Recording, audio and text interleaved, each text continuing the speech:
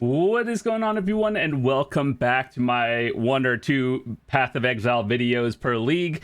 So, we are currently 8 days into the Allflame League, and basically I want to show you my endgame build, what I did for 40 out of 40 challenges, and yeah, so we're basically done. A few more things I got to work on, but, you know, ultimately, this is, for the most part, everything I did.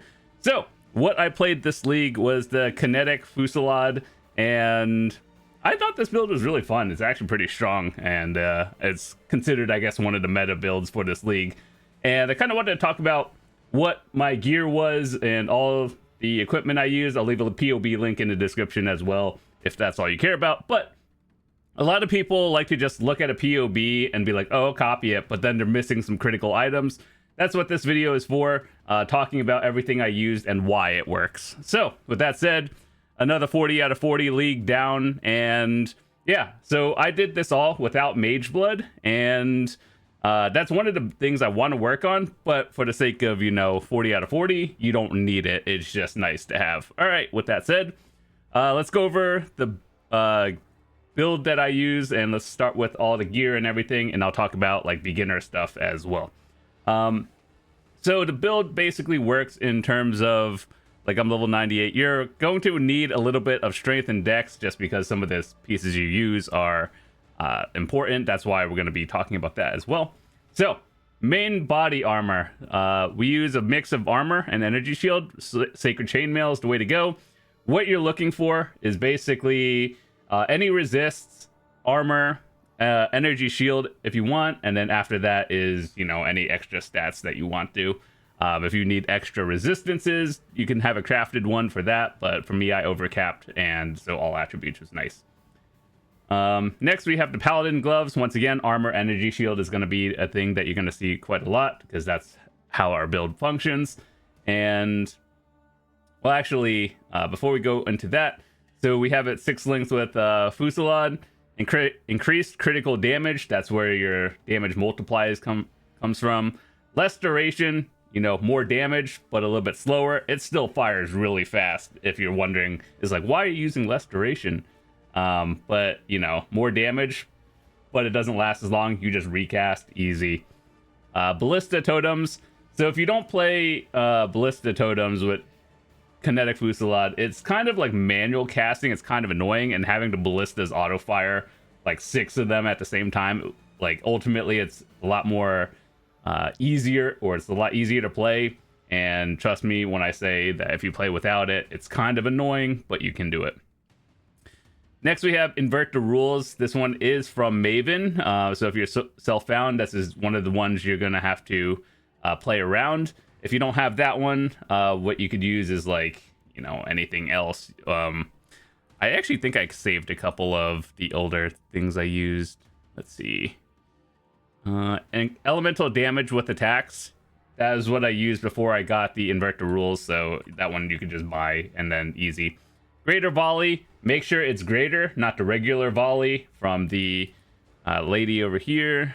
Like, if you look at this one, if you type volley, there's a regular volley and greater volley. You want the greater one because it's more projectiles at a little bit of a hit of damage, but it makes up for it with more projectiles, so that's nice to have. So make sure it's greater, not regular.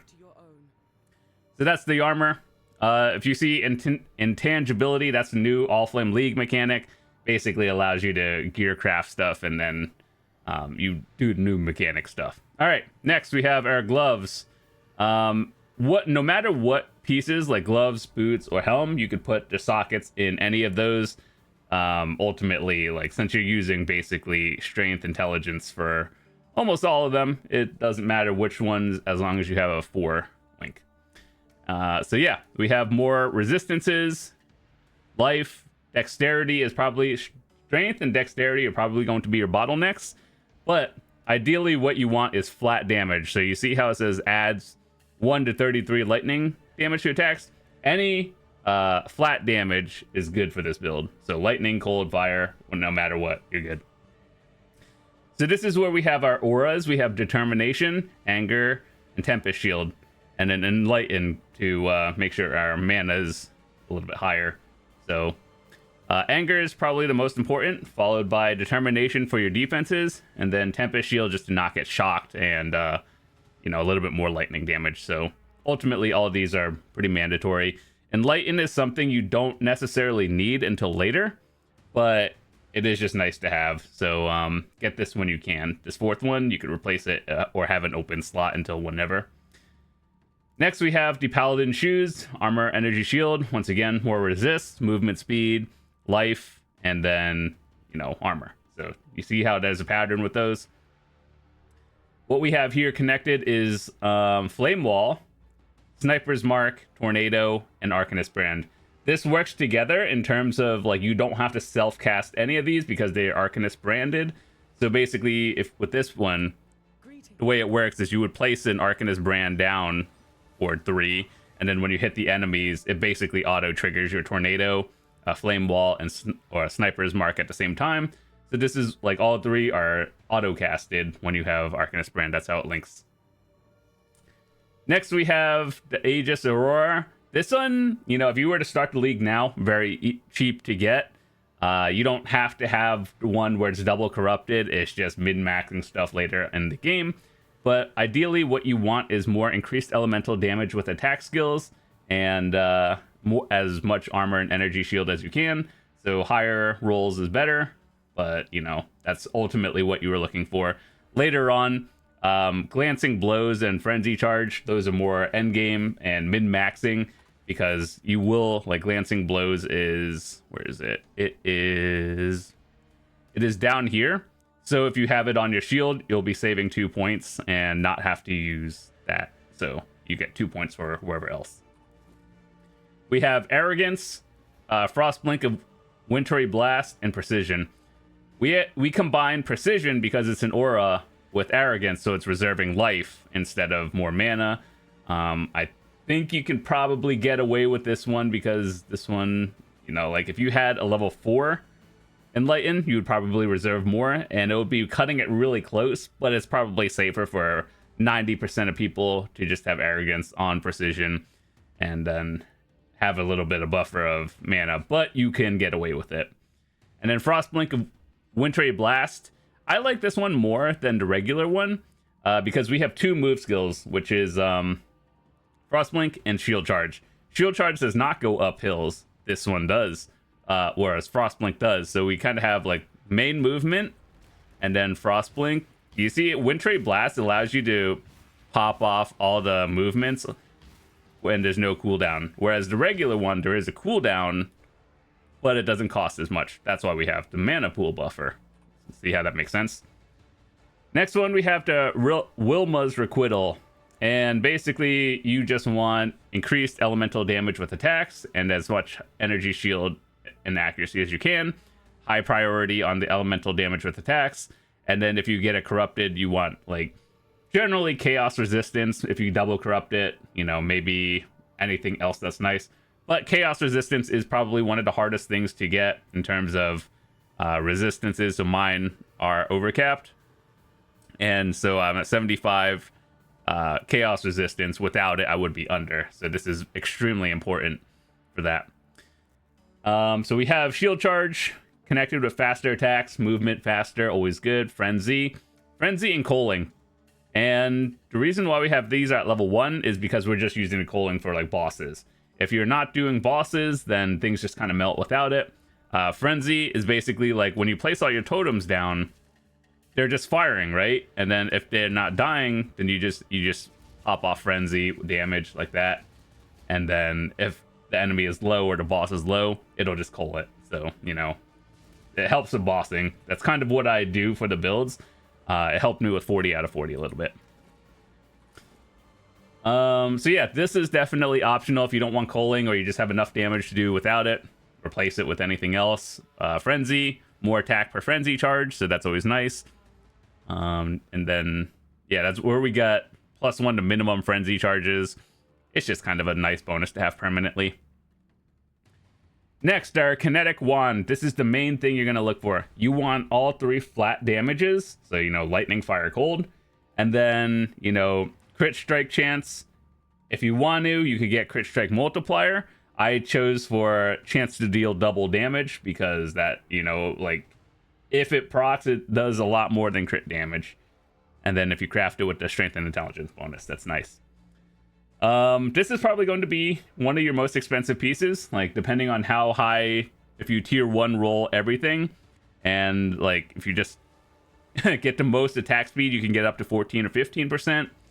And then, you know, if you tier 1 your fire damage or all 3 elemental damages, then that's where things get expensive. Then you have to, what is it, tempering, or the other one, the one that you could also harvest craft, the quality attack speed per quality, and if you can get a 30% kinetic wand, that's even better.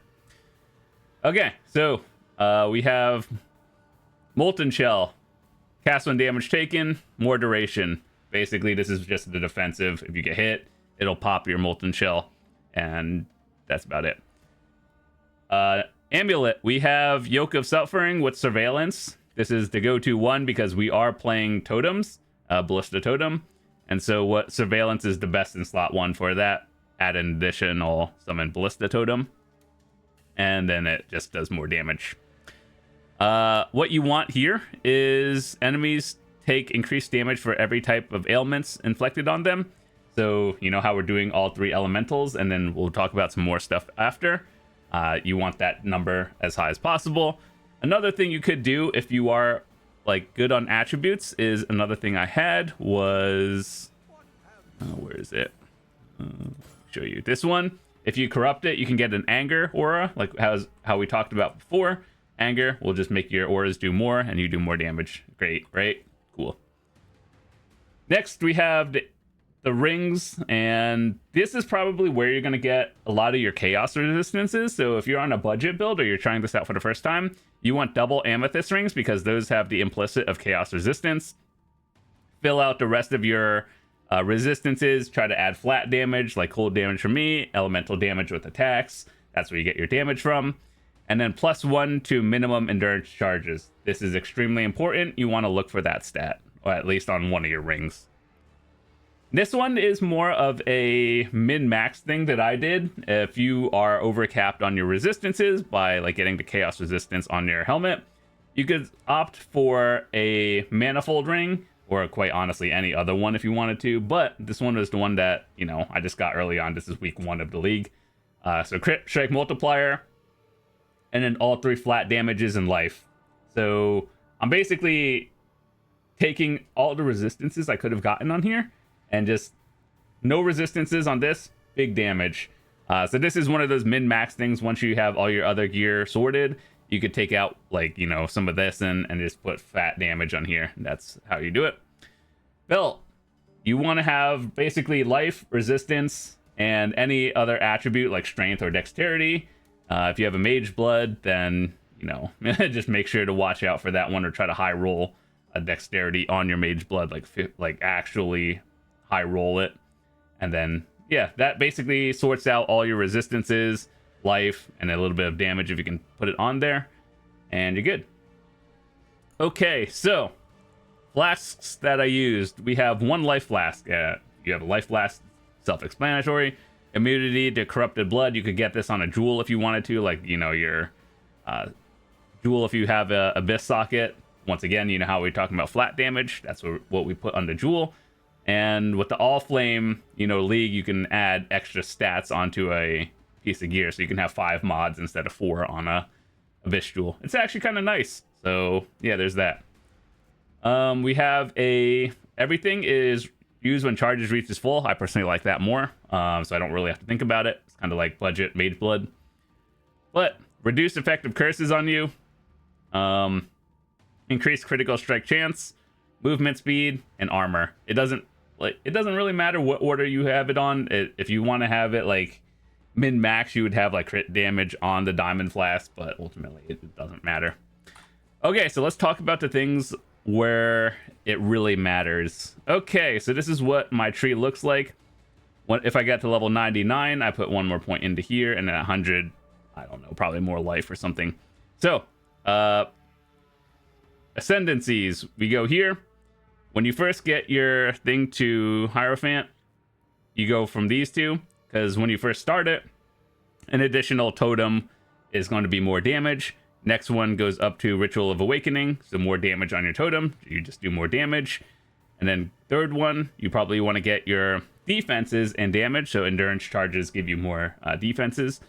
So just keep this in mind. +4 to minimum, and then +1 to maximum. This is important later on.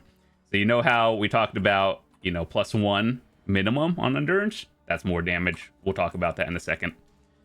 So because we only had 3 on here, we get to choose a 4th one. I personally chose the Crystal King. This one is down in Delve.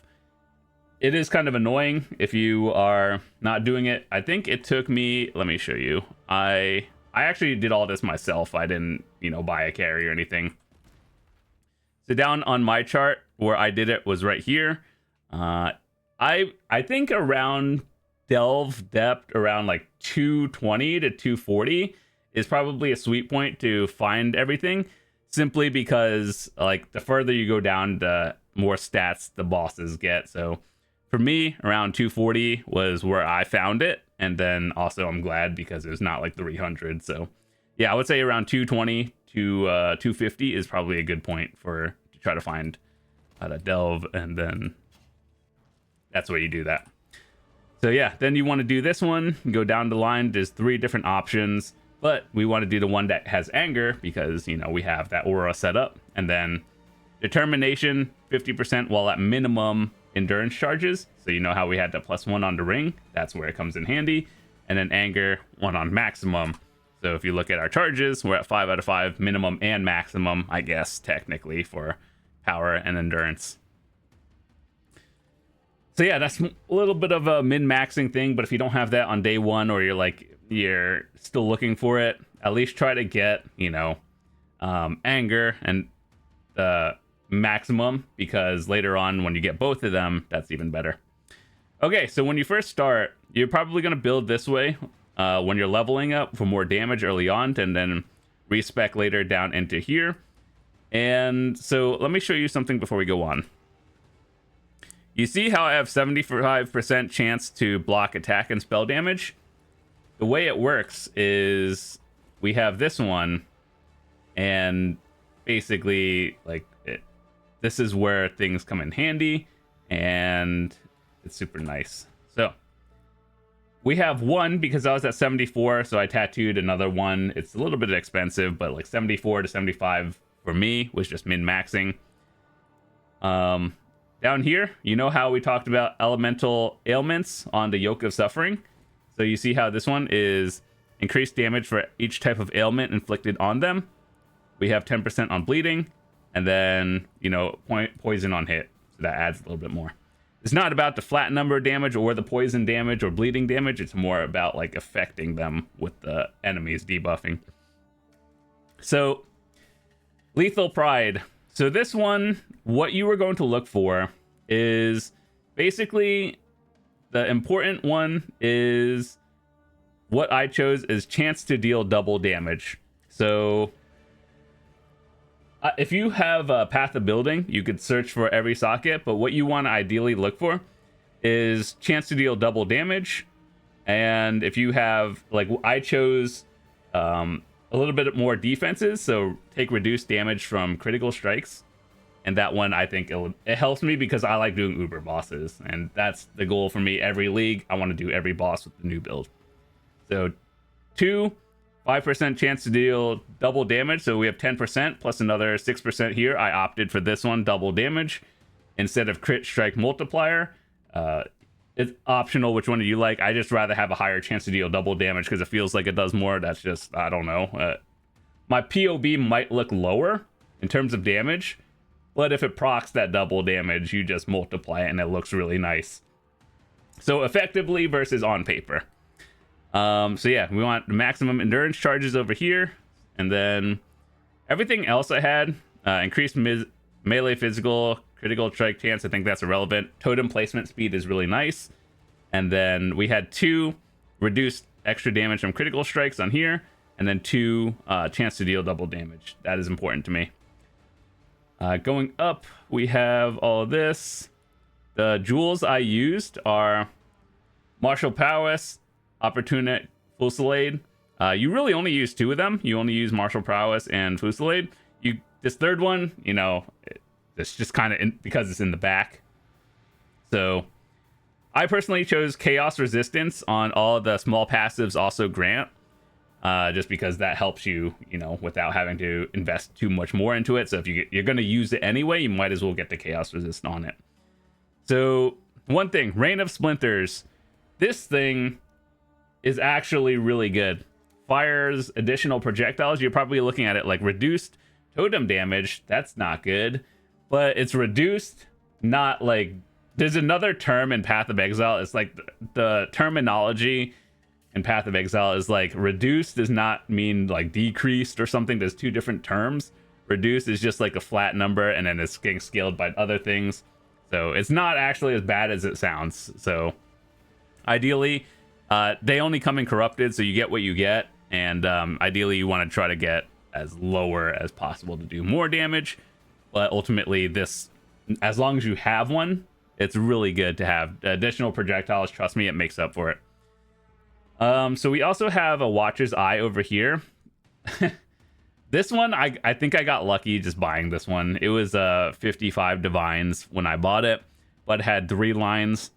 What you guys are going to want to look for are Anger and Precision. Those are more common on the market as far as I've seen.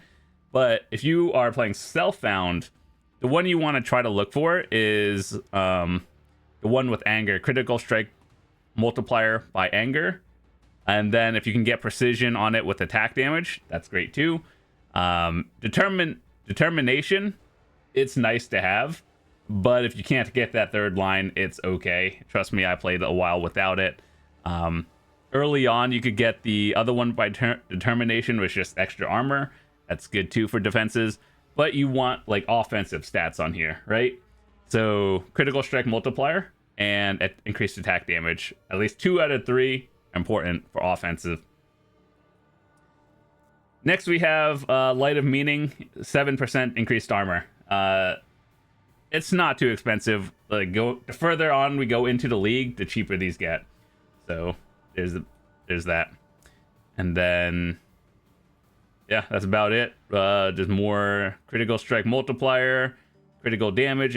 When I get 99, the next point is going into multiplier.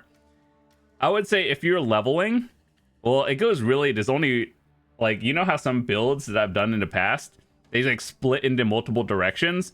You really just go like here. Like the way I did it was go up here and then build that way. And then this is more the min-max one. But like ultimately you level fast enough most of the time that you could just, you're gonna get this one and then build more damage and then go up around here. But then, you know, if you copy this build, trust me, blasted through the campaign and it was really easy. So yeah, this was the build with no Mageblood. So I will be attempting to get a Mageblood later. I could actually get one, but you know, right now got other things to worry about. So yeah, with that said, let me just show you what it looks like in a map. We'll show you a tier 16. Let me try to actually, hold on. Do I have an 8 mod map already set to go? Sure. Okay, cool. So the maps that I did for this league, Mesa, City Square, Jungle Valley is a good one. Graveyard for Original Scripture, if you're going to farm that one, that's like 400 divines. I basically did everything on full like left side, but it really just depends, personal preference on whatever map you like. Okay, so we'll just do this one. I'm not going to use any scarabs, I'm just going to blast through it, but just use whatever scarabs you want. And just keep in mind, if you're doing all this stuff, you actually have to use some scarabs if you are going for challenges. But anyway, let's show you how it works. Barren and sun-bleached. Emptiness as far as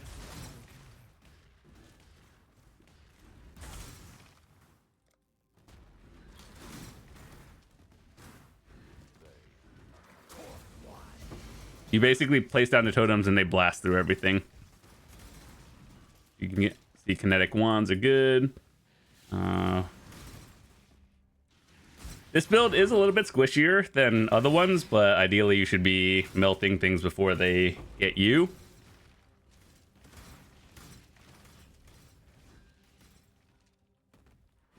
We'll just go on the outer side and then inner.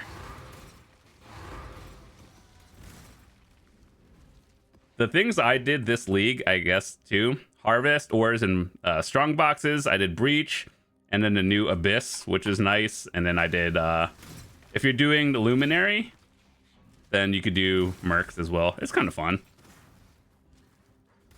You place the totems down and do the blast things, and then you're good to go.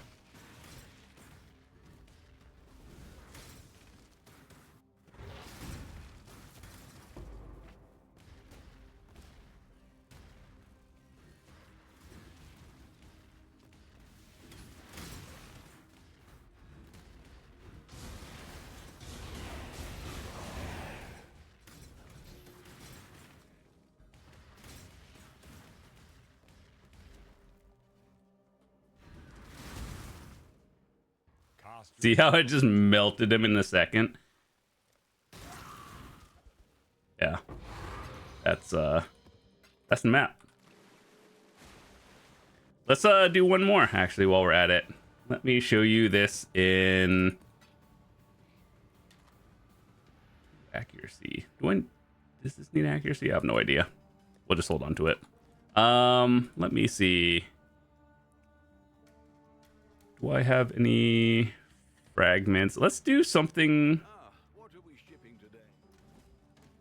Well, let me just sell something real quick. We'll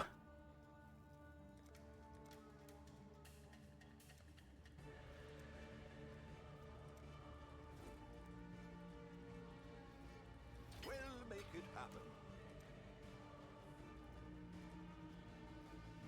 Let's do this one just because the mods are random. How much? 77. Oh god, hold on. All my currencies and divines. 1 second.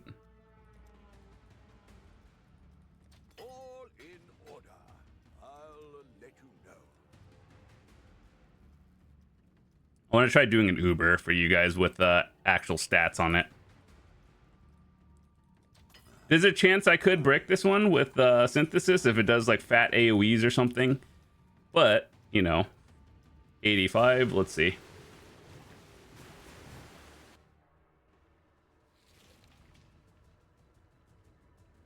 Increased elemental resistance. I guess this is a good one. Reduced effect of curses. We have 1 sniper's mark. And then it takes less damage, has more health.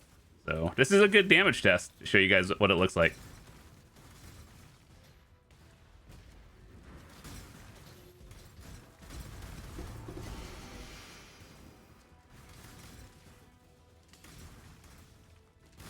I guess a juice deli and everything would be a nightmare map would be even better, but for the people who are interested in Uber bossing, I want to show you what it looks like.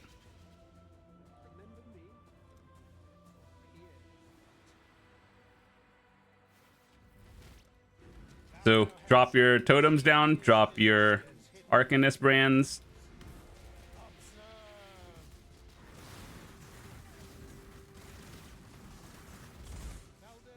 Phase 1 down. So my damage, like the tooltip one, isn't as high as others, but you know how we talked about the build on, you know, chance to deal double damage? I think that's where it's proccing. Phase 2 down.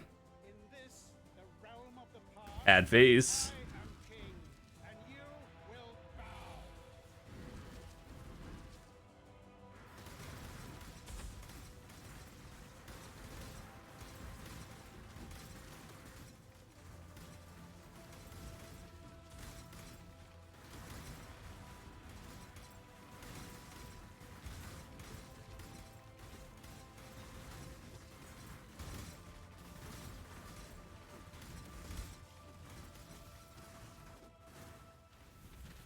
Drop your totems down, place your Arcanist brand. You look over here at the top.